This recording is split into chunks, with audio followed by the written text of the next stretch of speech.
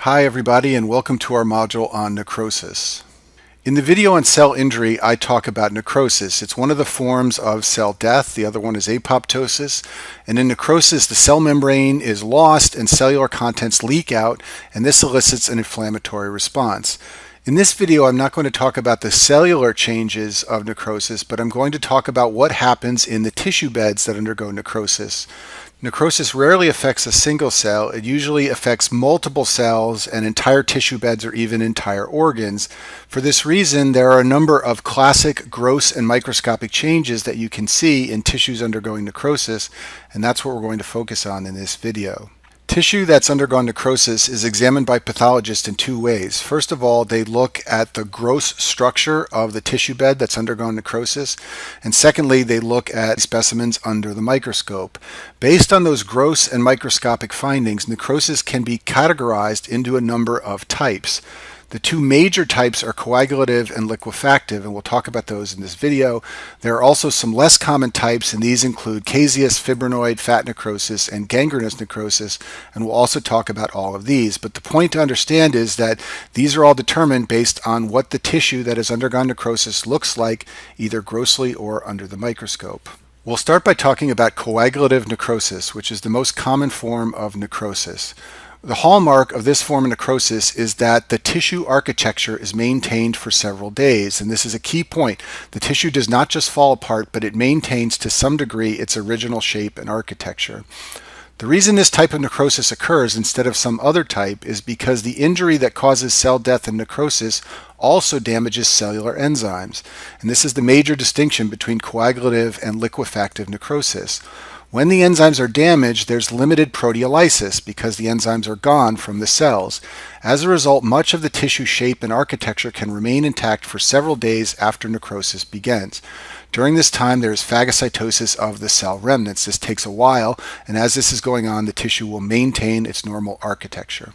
When you examine an organ or a gross specimen that has undergone coagulative necrosis, the main feature is that it's very firm. That's from the influx of inflammatory cells. When you look at the tissue under the microscope, the architecture is preserved, but the cells have been damaged and they've lost their nuclei. There's a red-pink color when you use H&E staining, and that's because the damaged cells take up more stain because their membranes are destroyed. And you will also see an influx of inflammatory cells. This slide shows an ischemic infarct of the kidneys. You can see this white pale area. That is an area undergoing coagulative necrosis. If you could touch this kidney, you would see that this area is relatively firm compared to the rest of the organ. And that's the gross finding in an organ that has suffered from coagulative necrosis. Under the microscope, what you see is that the tissue architecture is maintained. So on the left side of the screen is a normal heart. On the right side of the screen is myocardial tissue after an infarction. And you can see that you still see the wavy lines of the myocytes. The tissue architecture is somewhat preserved. You also see lots of these little dark purple spots. Those are the nuclei of white blood cells which have infiltrated the area. But importantly, this area of the heart has not been completely liquefied or destroyed. If that had happened, we would have a different type of necrosis. So the classic causes of coagulative necrosis are infarctions or ischemia. This is what you see in the myocardium when there's myocardial ischemia. You also see it in the kidneys and the spleen when either of these organs suffer from ischemia and poor blood flow. The one exception is the brain. For reasons that are poorly understood, the brain does not undergo coagulative necrosis. It undergoes liquefactive necrosis, which we'll talk about next. So that's a nice segue into liquefactive necrosis, which is the second type of necrosis. And usually this is caused by an infection. So abscesses, like bacterial or fungal abscesses, can destroy a tissue bed, and what they leave behind is an area of liquefactive necrosis, not coagulative necrosis. The one non-infectious place where you can see this is in the brain, as I just mentioned. The reason why the brain undergoes liquefactive necrosis is poorly understood. The cause of liquefactive necrosis in infections is that inflammatory cells are drawn in and the tissue becomes liquefied into a thick liquid mass. That's why it's called liquefactive necrosis. What destroys the tissue are enzymes from the microbes and also enzymes from the lysosomes of dying cells.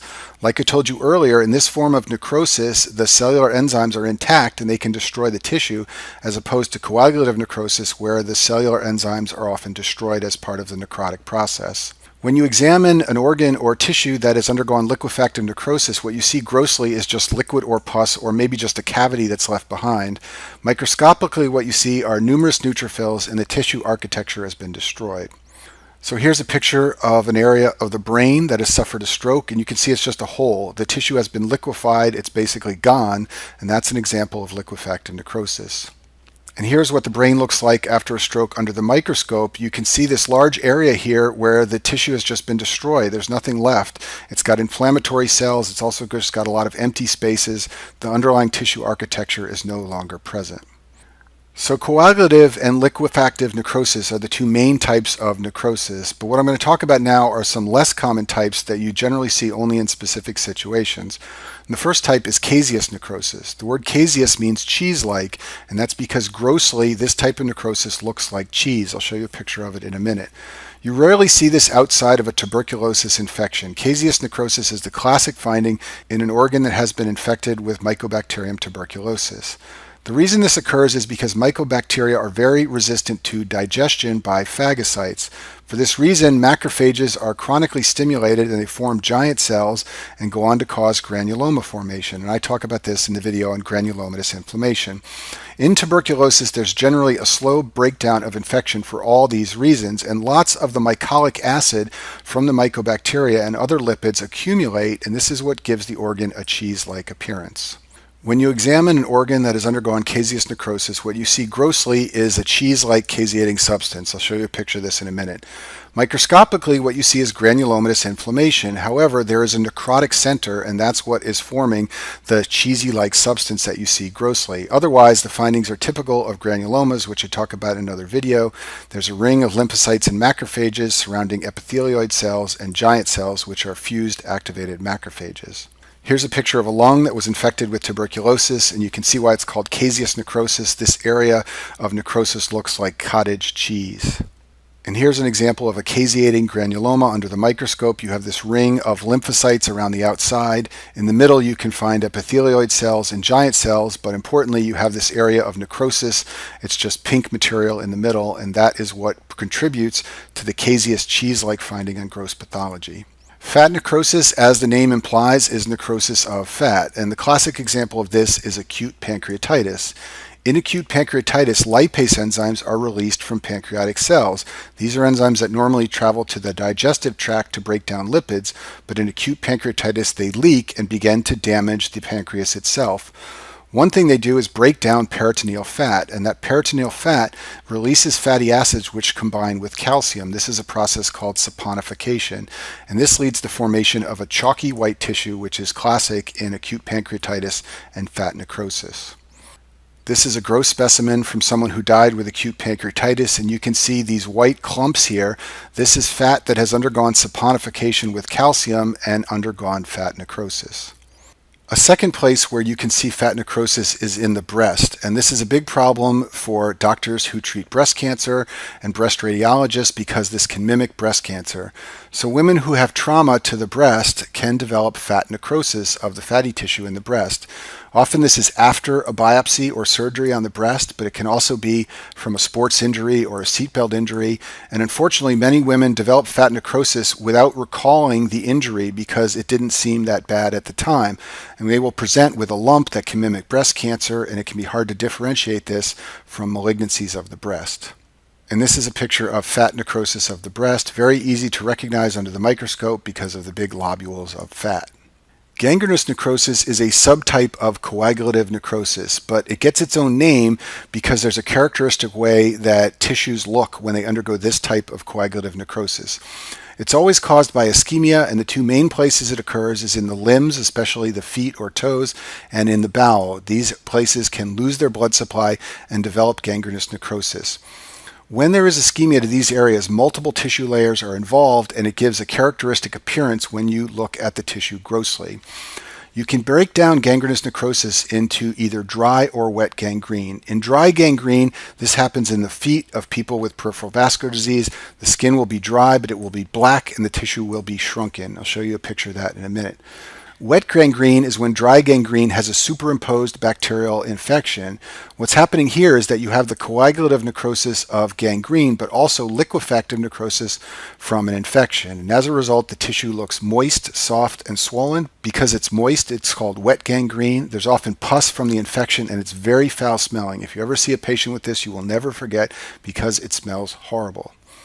So this is an example of dry gangrene. This is someone with peripheral vascular disease, and you can see how black the toes are. You can see that the skin tissue is pulled tightly together. This is dry gangrene. And here's an example of wet gangrene. So you can see that the tissue is swollen.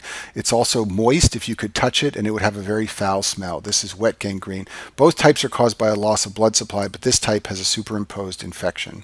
Our last type of necrosis is fibrinoid necrosis, and this only occurs in blood vessels, and you can only see it under the microscope. There are no gross findings. The classic cause of fibrinoid necrosis is autoimmune disorders. In some autoimmune disorders, which I talk about in other videos, antibody-antigen complexes deposit in the vessel wall. This is an example of a type 3 hypersensitivity reaction. When this occurs, fibrin leaks into the vessel wall and gives a pink appearance on microscopy, and that's why this is called fibrinoid necrosis. And here's an example of what this looks like under the microscope. This is a blood vessel here. You can see the red blood cells, and there's pink material in the vessel wall. That is evidence of fibrinoid necrosis. You can see fibrinoid necrosis in a number of autoimmune disorders, but you should know, especially for step 1, that the classic disorder is polyarteritis nodosa. I talk about this in the video on vasculitis in the immunology section, but people with polyarteritis nodosa develop purpura on their skin, they develop renal failure, and they develop neuropathy. And the classic finding on biopsy of a blood vessel in a patient with PAN is fibrinoid necrosis. The other place you can see fibrinoid necrosis that you should know for step 1 is patients with severe hypertension or women with preeclampsia. In this case, it's not autoimmune like it is in polyarteritis. What's happening here is there's damage to the vessel wall and fibrin is leaking out, and that also can lead to fibrinoid necrosis. And that concludes our video on necrosis.